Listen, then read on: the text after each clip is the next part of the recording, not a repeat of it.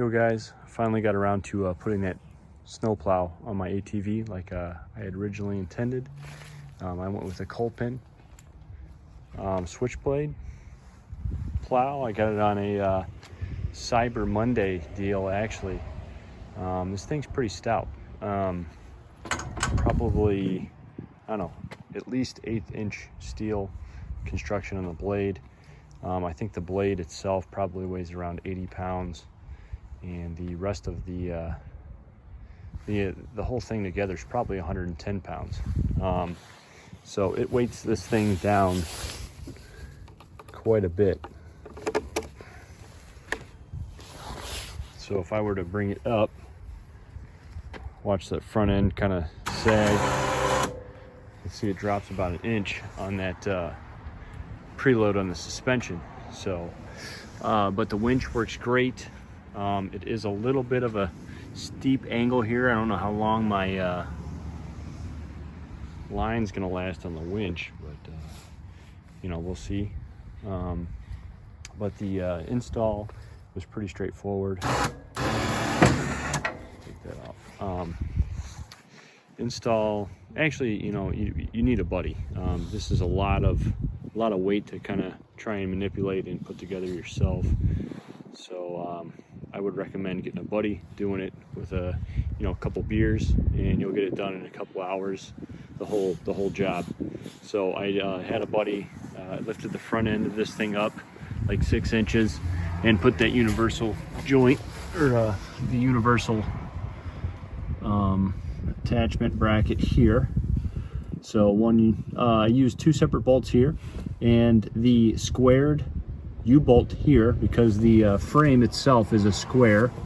So I didn't want to use the rounded U-bolts because it would put unnecessary pressure on the tube frame, or the square tube frame. So I used just the one universal long bracket adjustment bracket here. I did end up taking the battery out of there. So the battery you see here, I just took it out along with the mounting box. So it's pretty easy to take in and out from the other side, not from the driver's side, so to say. The other side was easier to get the battery out of there. So disconnect it, get it out of there. Then you're gonna put those 2 bolts, one here and here, on the skid plate itself. These 2. So these are bolts coming through the skid plate. The skid plate is at least 1/8 inch thick. It's pretty stout, so I had I'm pretty confident that it'll hold okay. So we went ahead and put those bolts there. And like I said, the squared, I'll go around and show you that side. The squared U bolt is on the other side here. Okay. And the battery does not go back in there exactly flat, so it is kind of sitting in there a little bit cattywampus. It's kind of crooked in there, but I did put some rubber padding down on the bottom so it's not riding on those bolts all the time. But I don't have any concerns that will be any kind of reliability issue. But it's a pretty easy on and off system. Got 2 pins that are held in by a cotter pin here, and then the push bars will drop down. You can take the plow off, so pretty easy to get it on and off. Like I said, this thing's pretty heavy, so when you get it up, or when you lift it up, it really weighs the front end of that ATV down. So when you are storing it, if you're going with this or any other plow, when you store it, you're going to want to put all the weight on the ground when you're storing it, because you don't want it wearing out the front suspension. So I'm really happy with the quad itself. It runs great. I just have 25 hours on it. No issues so far. I'm going to change the brake-in oil.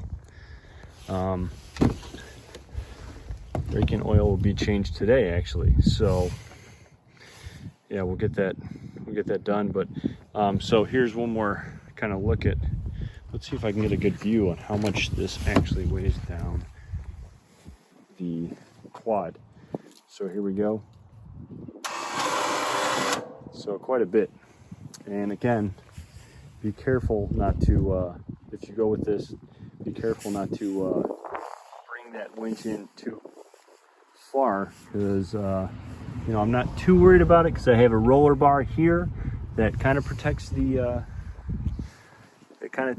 wire, but you get about 4 inches of maybe about 5.5 or 6 inches of ground clearance at its highest point. So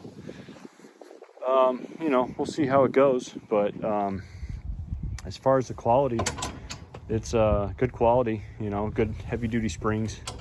But for this quad, it is quite a bit of weight. So,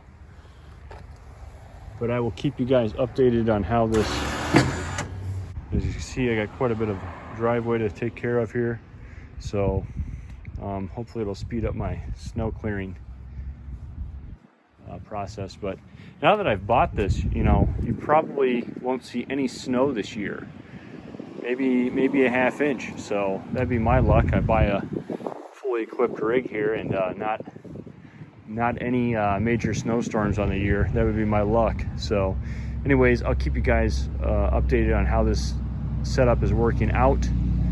And yeah, good luck on your setup, or if you're considering this, you know, it looks like a pretty promising little setup here. All right, guys, take care.